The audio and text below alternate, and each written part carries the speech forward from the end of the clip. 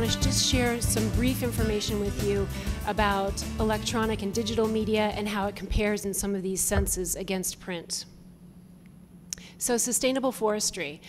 I think probably this is where we spend a lot of our time answering questions and where people have a lot of concerns.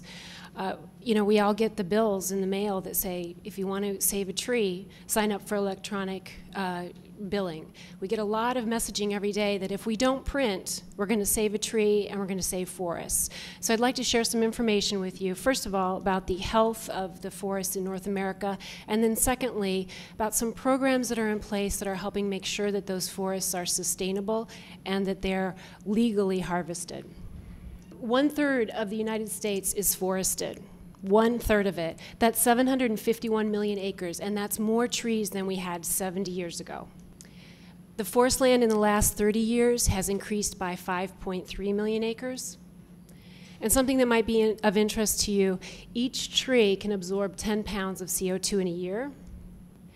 And in the forest and forest products industry, those products store enough carbon each year to offset approximately 10% of our nation's CO2. So forests are very important. 2/3 of our drinking water come from forests. Well, what you might not know is 60% of all the forest land in the United States is privately held, it's privately owned. And in the forest products industry, 91% of the fiber that we get to make our products comes from these private landowners.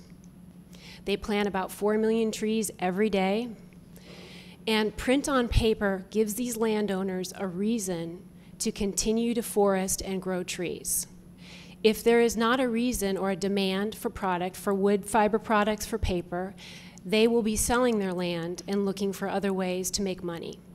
They have taxes that are due on the land. The majority of them are holding that land for reasons other than recreation.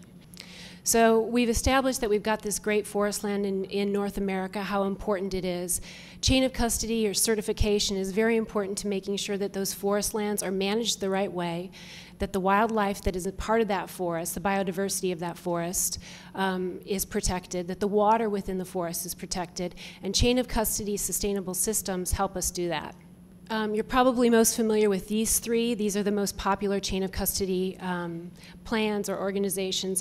So a chain of custody program would allow us to track, once that piece is produced, all the way back through the system, through the mill, back to the forest land, and tell you where that fiber came from, that piece of paper was made from, and then everyone that touched that chain, and ensuring that there is legal harvesting and legal fiber.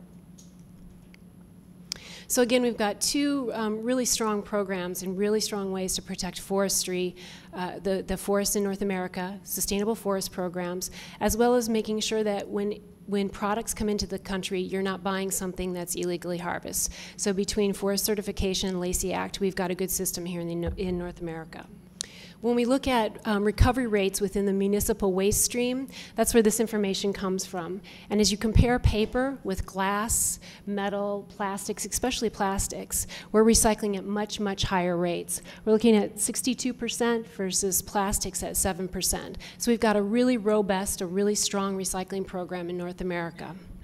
So finally here, making some choices. I am not here to bash digital or electronic media. I think you heard some great stories and you have good information about how print plays well with digital media, how it integrates well with other media. But I think there's a perception that if we don't print something, that we have very little footprint.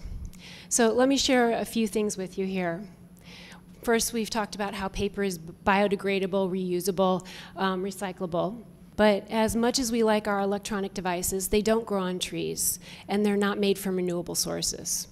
I think this statistic is really telling, something to think about. When I just showed you the recycled, the strides we're making in recycling paper, when we take a look at our electronic devices, only 18% of them are being recycled right now. Only 18%. The rest of them are taken to a landfill.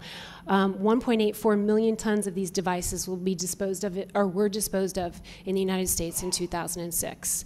Moving forward over the next couple of years, we're looking at 30 to 40 million PCs that are going to need to be disposed of.